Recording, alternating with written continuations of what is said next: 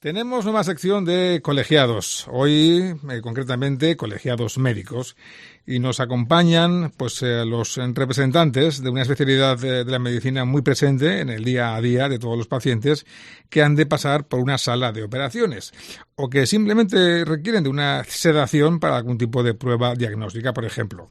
Son los especialistas en anestesiología, los médicos invisibles, como se autodenominaba un presidente de una sociedad científica nacional, la SEDAR. Y queremos preguntarles hoy por su especialidad, que nos aclaren conceptos que están en el vocabulario común, como anestesia local o anestesia general, pero que a lo mejor no tenemos del todo claro. Les queremos consultar también por el futuro de la especialidad y por el boom entre los jóvenes residentes que ha colocado a la anestesiología entre una de las más demandadas por aquellos médicos que recientemente realizaron la prueba MIR. Hoy, para hablar de todo ello, nos acompañan el doctor Vicente Domingo, que es el presidente de la Sociedad Valenciana de Anestesia, Reanimación y Tratamiento del Dolor, y también jefe de servicio de anestesia del Hospital Arnau de Vilanova en Valencia, y la doctora Pilar Argente, que es vicepresidenta primera de la Sociedad Española de Anestesiología, Reanimación y Terapéutica del Dolor y jefa de servicio de anestesia del Hospital La Fe. Doctores, buenas tardes a los dos, bienvenidos, es un placer que nos acompañen, gracias por venir. Buenas tardes. Gracias, buenas tardes. Bueno, pues en primer lugar sí que me gustaría dejarlo claro al oyente cuál es la función del anestesista dentro de nuestro sistema de salud, porque es posible que algún oyente piense que ustedes se dedican simplemente a dormir a la gente y que operen, ¿no? Exactamente, ¿a qué se dedica un anestesista? Bien, pues realmente la pregunta que tú realizas es una pregunta muy importante porque no nos dedicamos exclusivamente a dormir. Yo siempre digo que no somos dormidores, ¿no? Somos los garantes, los que garantizamos la seguridad del paciente a nivel tanto de quirófano como fuera de quirófano. Somos los que cuidamos a los pacientes, los que les otorgamos la analgesia, es decir, que no tengan dolor, que no recuerden nada de la intervención quirúrgica, que después tengan un posoperatorio correcto y que además lleguen a las intervenciones tanto quirúrgicas como no quirúrgicas de las mejores condiciones posibles. Para eso realizamos lo que llamamos la valoración preoperatoria, en donde determinamos si los pacientes tienen una tensión arterial alta, si están con un azúcar en sangre alto, es decir, para que lleguen de la mejor forma a la intervención, tanto quirúrgica como diagnóstica. No solamente estamos en los quirófanos, no. Claro. Estamos en los quirófanos de alta complejidad, estamos en los trasplantes, estamos en los grandes quemados, estamos en las unidades de críticos anestésicos, que son unidades de reanimación, pero de un alto nivel. Es como lo que decimos la medicina intensiva, pues los cuidados críticos intensivos anestésicos, en donde realizamos intervenciones de alto impacto. Por ejemplo, las cirugías extracorpóreas, cardíacas, los trasplantes bipulmonares, es decir, por decir algunos de los casos, ¿no? También son entonces los que facilitan la labor a los cirujanos, ¿no? Esa tarea tan compleja, sin un buen cerquita, un buen anestesista, es imposible, ¿no? Mira, nosotros siempre decimos una cosa, ¿no? Y es que un buen cirujano se merece un buen anestesista y un cirujano, pues no tan bueno, no es que se lo merezca, es que lo necesita, ¿no? Claro. Realmente nosotros somos los garantes de la seguridad, como he dicho. Y además hay otra cosa importante. Hemos dicho las tres patas de la anestesia: quirófanos. Ahora estamos fuera de las áreas quirúrgicas, en todo lo que es las sedaciones endoscópicas, urológicas, radiológicas, cardiológicas. Eso supone ahora en estos momentos un 60% de nuestra actividad, es decir, más incluso que en quirófano.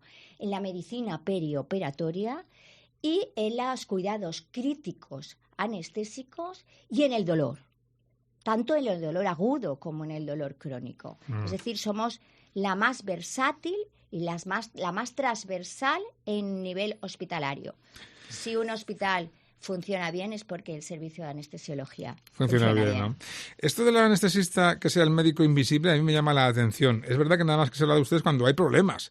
Incluso hasta en las películas, cuando salen los médicos, nunca hay ningún prota que sea anestesista. Sí, me parece una especialidad un poco como que está ahí, como que está detrás. ¿Esto por qué creen que ocurre? Sí, bueno, los anestesistas han sido considerados hasta hace relativamente poco como los médicos invisibles, pero no solo por los pacientes, sino también por los propios compañeros médicos. De hecho, una gran parte de los compañeros médicos hasta hace muy poquito no conocían realmente qué era todo el trabajo que realizábamos los anestesistas en los diferentes hospitales. Hasta la Y pandemia. ha sido, efectivamente, y fue a raíz de la pandemia fue cuando se empezó a ver realmente cuál era la función que teníamos nosotros. De hecho, como ha estado comentando Pilar, en los cuidados intensivos, desde la Sociedad Valenciana de Anestesia, estuvimos monitorizando durante todo el proceso de la pandemia los pacientes críticos que llevaban tanto las unidades de cuidados intensivos como las unidades de cuidados críticos de anestesia. Y prácticamente el 50% de los pacientes eran llevados por anestesiólogos. ¿Vale? Claro. Entonces, a partir de ahí fue cuando se empezó a ver realmente cuál es nuestro papel real. También la culpa ha sido un poco nuestra, porque no nos hemos dado a conocer nunca la labor que realizábamos. Pero a partir de la entrada de la Junta Directiva de SEDAR última, se empezó ya a mostrar cuál era nuestro papel, qué es lo que estábamos haciendo, que se nos viera, que se supiera lo que hacíamos, porque ese era un problema que teníamos. Los pacientes, evidentemente, yo siempre lo he dicho, digo, a mí cuando a los cirujanos les traen los regalos para después de una operación, dices, y a mí no me toca nada. Pero no me toca nada porque realmente casi no saben ni qué es lo que hemos hecho nosotros. A nosotros realmente los únicos pacientes así que nos han valorado cuando les hemos realizado una anestesia son a las pacientes que van a parir. Porque les hacemos la epidural, llegamos nosotros y entonces no tienen dolor. Y entonces alguna vez sí que ha llegado algún regalo de estas pacientes, pero no es lo habitual. Entonces, la verdad, también. Sí, y en los pacientes en las unidades de dolor crónico también. Eso evidentemente porque ahí sí que tienes un contacto muy cercano y el paciente está despierto cuando tú estás haciendo todo. Como trabajan ustedes en que no nos enteremos de nada, al final es que no nos enteramos de nada y ni siquiera de cuál es su trabajo. ¿Cuál es la diferencia entre anestesia local, general o sedación? Que también la gente puede que esto no lo tenga muy claro. Bien, para el público en general, ¿no? La anestesia local es la que realiza, por ejemplo, dermatología. Es decir, que pone un anestésico local tópico y quita pues una peca, etcétera, es decir, en un sitio, ¿no? Después tenemos otra anestesia que es el bloqueo nervioso periférico. Los bloqueos nerviosos periféricos son todas aquellas técnicas que anestesian un tronco nervioso. Entonces, para que la gente lo entienda, te duerme en el brazo, o te duerme en la mano, o te duerme en el pie. Y después tenemos otra anestesia que es también un bloqueo, pero un bloqueo central, que es lo que llaman la raquianestesia o la epidural de las embarazadas, ¿no? Y después tienes la sedación, que normalmente complementa también a la local o a la regional, que es, pues bueno, que tienes distintos niveles en los que va pasando, pero sin perder del todo la conciencia.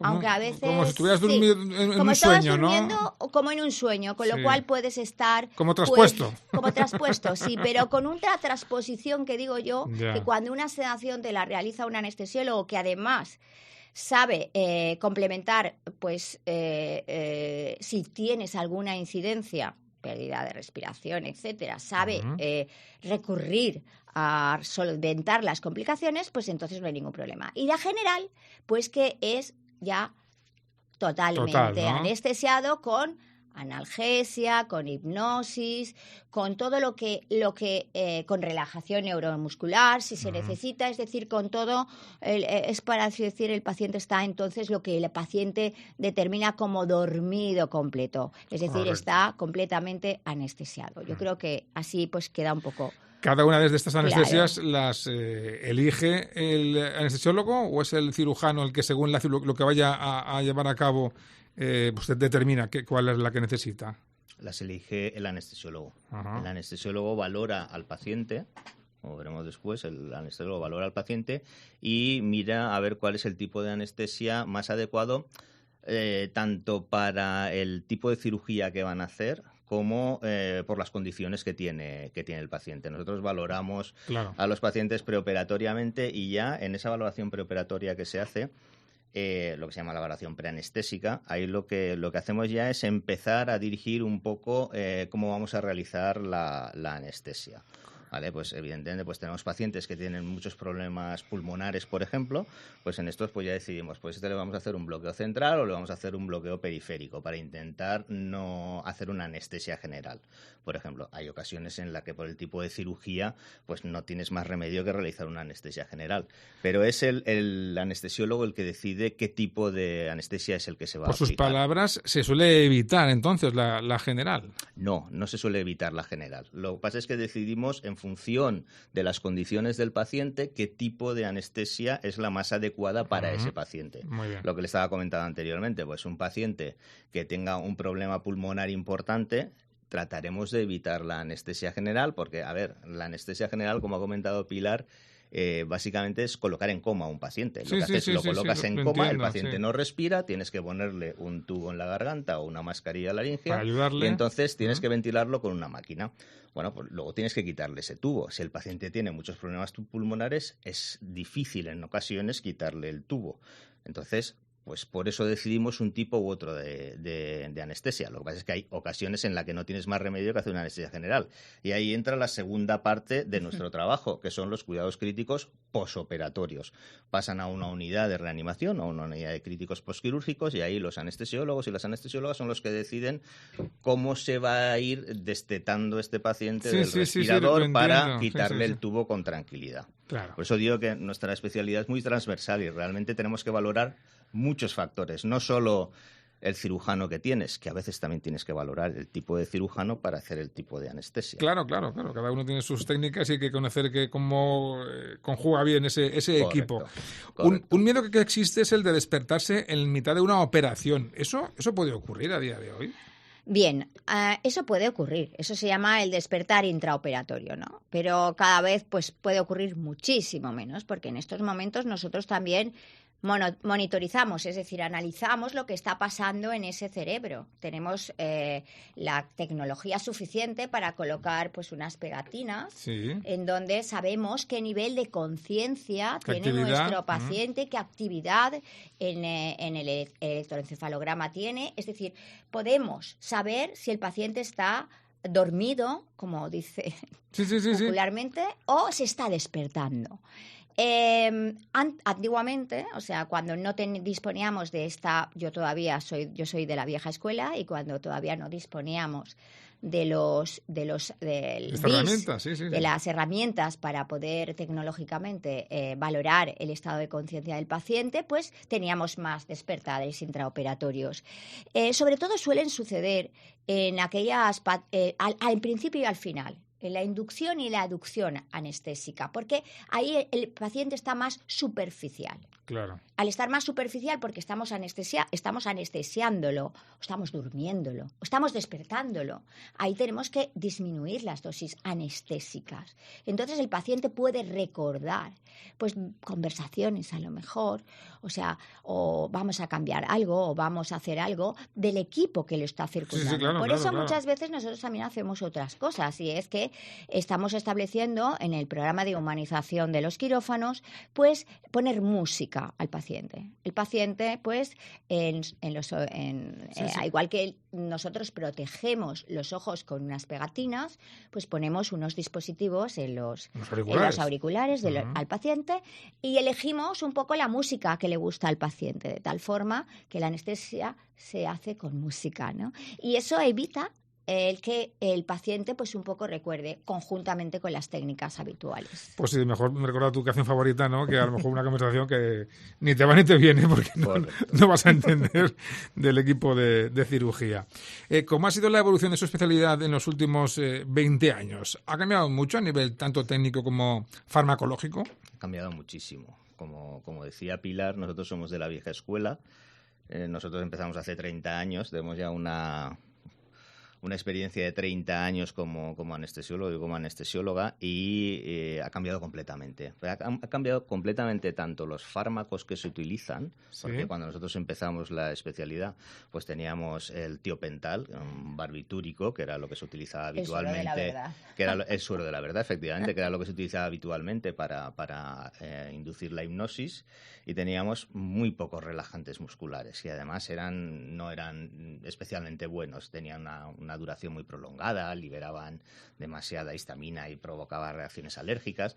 En cambio ahora tenemos unos fármacos que nos permiten hacer lo que queramos prácticamente, porque son fármacos que podemos controlar perfectamente y con los cuales podemos hacer pues incluso hasta cirugía ambulatoria. Podemos hacer una anestesia general a un paciente y en esa misma mañana el paciente irse en perfectas condiciones a su casa. Y desde luego, desde el punto de vista tecnológico, la evolución ha sido brutal. Ha sido un cambio absoluto.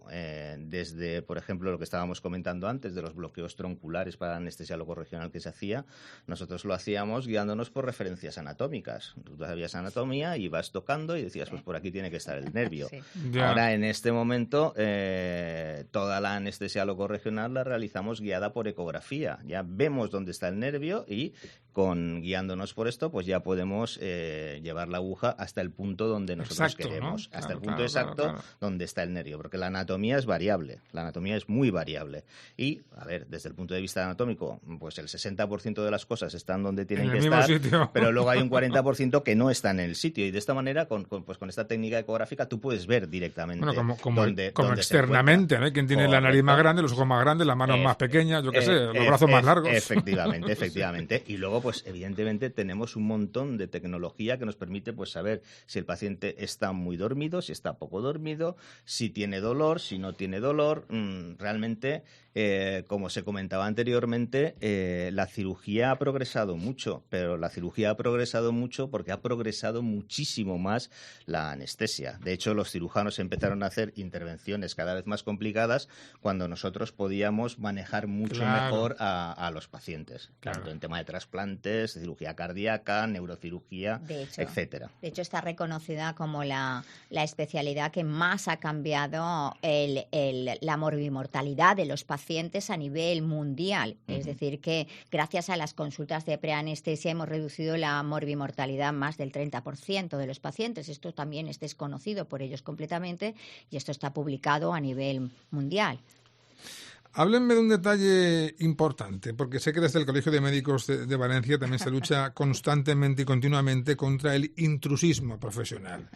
El año pasado el colegio respaldó a la Sociedad Española de Anestesiología, de la que la doctora Argente es vicepresidenta, tras la propuesta de un sindicato de enfermería que reclamaba que esos profesionales pudieran realizar también el proceso de la anestesia en algún tipo de intervenciones. ¿Cómo está actualmente este asunto, este tema? ¿Ha llegado a estar sobre la mesa o ya se ha desestimado? Sí, sigue estando sobre la mesa, sobre todo porque nuestra función como sociedad científica no es actuar como un sindicato, sino actuar como protección, ¿no?, a los pacientes en base a una realidad científica. Expongo muy claramente, ¿no? Enfermería tiene sus competencias, es un grado de 4 años. Anestesiología es un grado de 6 años porque somos médicos, más una especialidad de 4 años porque somos especialistas en anestesiología, en reanimación y en terapéutica del dolor. Evidentemente, nosotros creemos en los equipos, creemos en las funciones compartidas, pero no en la sustitución de funciones. Es decir, enfermería puede y debe estar en el equipo de todos nosotros, cirujanos, anestesistas, etcétera, pero no puede sustituir a un cirujano. Es decir, evidentemente a nadie se le plantearía, por ejemplo, que enfermería realizara una operación de cirugía extracorpórea ni cardíaca, pues evidentemente a enfermería no puede realizar tampoco un acto anestésico. Lo más importante es que las sedaciones es un proceso dinámico en el que puedes pasar de 0 a 100 en el paciente en un momento determinado, con una sedación incluso, lo que decimos una sedación menor, ¿no?, una sedación consciente. Yo siempre lo explico a los alumnos de odontología, ¿no?, y es que de lo que se trata es que uno puede aplicar una técnica siempre y cuando sepa solventar sus complicaciones. Yo a los residentes nunca les digo, haz una raquianestesia, no les digo, ¿sabes qué complicaciones puede tener una raquianestesia? ¿Sabes solventar esas complicaciones. Si sabes, entonces puedes realizar la técnica. Enfermería no sabe solventar, con todos mis respetos, las complicaciones que puede tener una técnica de sedación en su progresión hacia una anestesia general, es decir, no sabe, porque competencia para ello no tiene, para la intubación orotraqueal o para solventar los problemas de morbi-mortalidad que suceden, que son los más frecuentes, la parada respiratoria. Por tanto, yo creo en los equipos, en que cada uno desempeñe sus funciones y como yo estoy en estos momentos, yo creo que representando a toda la sociedad científica, que son más de 6.000 profesionales. Muchas gracias. Nos quedan nada más que 5 minutitos, pero yo había una duda que me ha planteado ahora esta última respuesta, doctora. Este tema del intrusismo que comentaba, sobre todo se da en el tema de las cirugías que tienen que ver con el tema estético. Porque parece que cuando descubrimos problemas o complicaciones quirúrgicas, hay una gran parte que tienen en relación, ¿no?, con este boom, ¿no?, que tiene ahora el tema estético. A ver, con el tema estético realmente desde el punto de vista de anestesiológico no hay problemas. Los problemas vienen más bien en el tema de las sedaciones.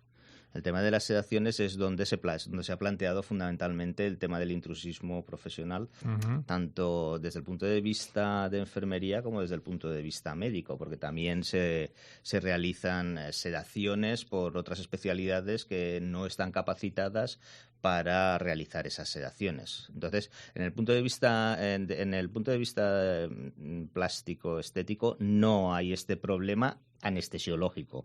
No quiero decir que no haya un problema de intrusismo profesional en las técnicas que se utilizan en cirugía plástica o estética, en la medicina estética y reparadora. Yo solamente quiero puntualizar, es que no se trata que no sepan hacer sedaciones, sino que no saben o que no están capacitados para solventar las complicaciones. Queda claro, esa parte ha quedado muy clara y creo que es muy importante, sin duda. Bueno, hoy mismo arranca en Valencia el 37º Congreso de la Sociedad Española de Anestesiología, Reanimación y Terapéutica del Dolor. Una reunión anual, lógicamente, muy importante, que va a aglutinar durante 3 días a decenas de especialistas de toda España en nuestra ciudad. ¿Qué esperan de esta reunión tan importante? A ver, de esta reunión esperamos todo. La verdad es que desde el comité organizador y el comité científico, del que la doctora Argente es presidenta, hemos tenido especial cuidado en diseñar un programa muy transversal y que vamos a tocar prácticamente todas las ramas de nuestra especialidad.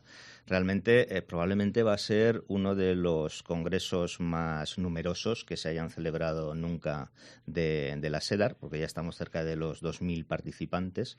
O sea, ya no somos decenas de anestesistas, sino que somos miles de centenares, por lo menos. Centenares, por lo menos.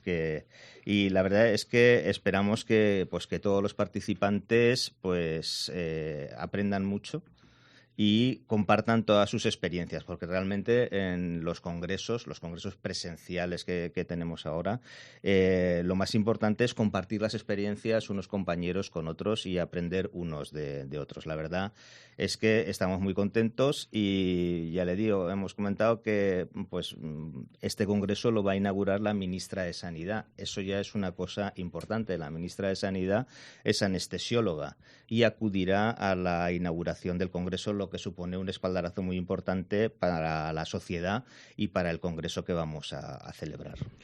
Yo diría que cuando al corazón se le une el conocimiento, la pasión y la ilusión, nace nuestro programa de este año del Congreso Nacional de Anestesiología. Es decir, que lo hemos hecho desde el corazón, buscando la ilusión de nuestros 6.000 afiliados a la sociedad española. Como bien ha dicho Vicente, además estamos súper contentos porque la acogida ha sido impresionante. La acogida tanto a nivel institucional como a nivel de anestesiología base, como a nivel, yo creo que de la comunidad valenciana, que ha dado un espaldarazo absoluto a esta sociedad científica. Y vuelvo a repetir, yo creo que este es el congreso de la ilusión, ¿no? De la ilusión, porque es un congreso, además, yo creo que hemos elaborado un programa muy transgresor en el que predominan no las viejas las viejas Charlas, temas y sí. charlas, sino van a ser Conferencias. temas de debate, van a ser temas de reunión con los expertos, van a haber talleres, va a haber un RCP de niños en colegios, es decir, va a haber una gran diversidad y una gran apuesta por y para los valencianos y para toda la comunidad de anestesiólogos a nivel nacional. Muy bien. Ya estamos acabando. Último minuto. Siempre me gusta acabar con una recomendación por parte de los médicos que nos acompañan hacia los nuevos que se incorporan, a los jóvenes que están ahora con el MIR eligiendo especialidad. Ustedes no tienen problema porque es una de las más elegidas, pero aún así, si alguien tiene alguna duda, ¿por qué les dirían que esta especialidad es la que deberían de explorar? Hombre, esta especialidad es la que deberían explorar. Yo es que mi opinión es subjetiva, no puedo ser objetivo en esto. Es una especialidad preciosa. Vamos a tocar todas las ramas de la medicina. Nosotros somos los internistas del quirófano, por decirlo de alguna manera, y podemos tener pues un abanico amplísimo de técnicas para utilizar. Vas a estar en contacto con el paciente. Si quieres estar menos en contacto con el paciente, también puedes estarlo.